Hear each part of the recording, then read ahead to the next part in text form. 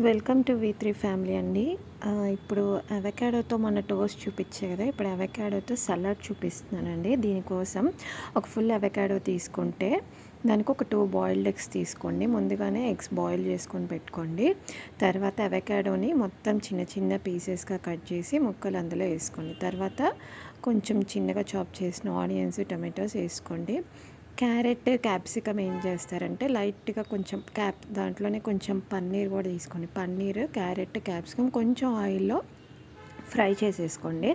Fry చేసేసుకొని ఇందులో కలిపేసుకున్న తర్వాత ఫస్ట్ దాంట్లోనే సాల్ట్, ఆరిగానో, చిల్లీ ఫ్లేక్స్, కొంచెం లెమన్ అన్నీ వేసేసుకొని బాగా మిక్స్ చేసేసిన తర్వాత ఎగ్స్ని చిన్న చిన్న పీసెస్ మీకు ఎలాగా ఉంటే అలా చిన్న పీసెస్ కలిపి తర్వాత లాస్ట్లో ఎగ్స్ని యాడ్ చేసుకోండి.